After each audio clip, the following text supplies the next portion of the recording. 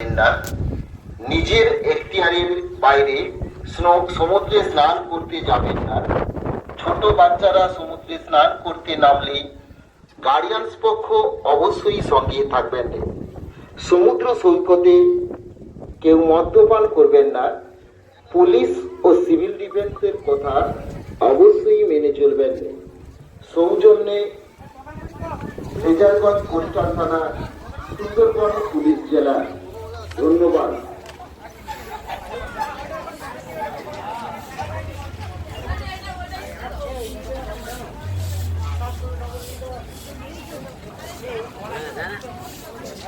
বকখালিতে আগত সমস্ত